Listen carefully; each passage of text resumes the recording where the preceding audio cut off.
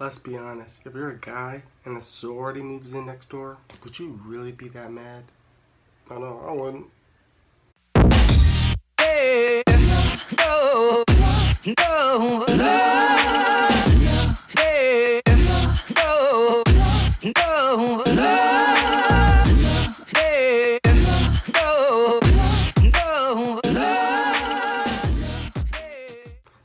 After the success of the first Neighbors, what do? You make a sequel.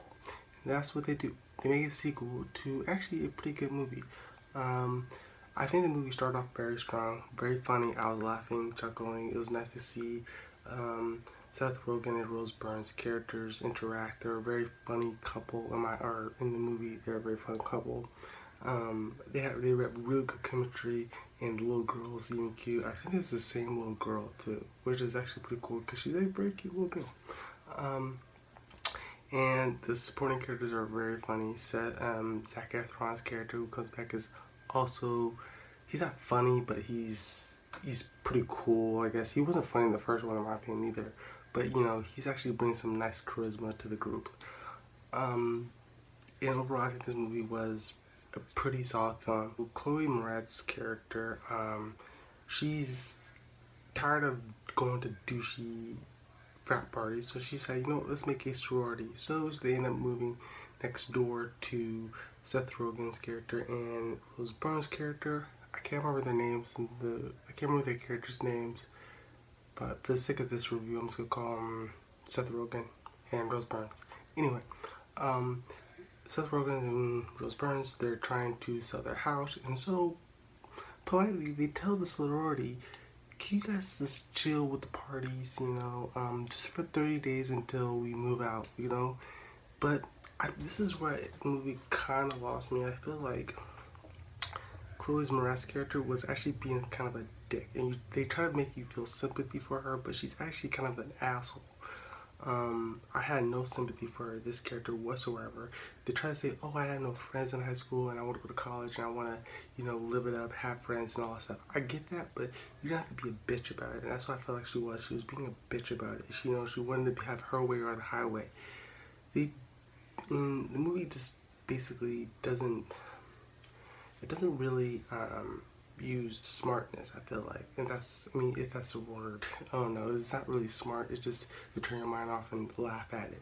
But in my mind, it's kind of hard to turn it off because it's like, why would you do that? Why don't you just call the cops? That's what I would. I would call the cops on their ass. But that's just me. Then I guess you wouldn't have no movie. With the Zac Efron character, I actually felt like I kind of related to him a little bit. I mean, it's like obviously everyone has that feeling in their life where you don't know what to do with your life, and you don't know. I mean, you see your friends and family moving on, and you're still stuck. You don't know what you want to do. That's kind of how he is in this movie. I mean, I felt for him. He doesn't know what he wants to do, and you just gotta wait till you find that niche. And he finds his niche, which is actually pretty cool. I like that. He just doesn't want to be the old guy going to the parties. I mean, no one wants to be that guy.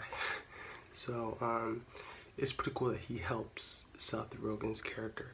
But here's something that also I found kind of weird, because in the first movie, if you remember, Seth Rogen and Zac Efron's characters become friends. They squash their beef. But in the beginning of this one, they actually acknowledge that, you know what, they still have problems, which is something that kind of like, what the fuck. So they didn't really address it or anything. But they blew past it and they squashed their beef and they're friends in this one, which is pretty cool.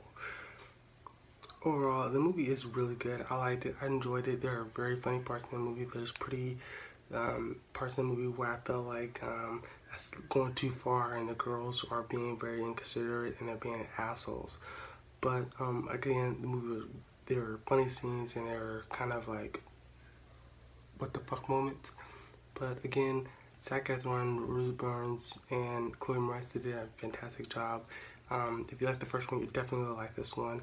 I'm going to give this movie a 3.8 out of 5. Again, I enjoyed myself. I did laugh at a few scenes, but the movie does have some problems and just lazy writing.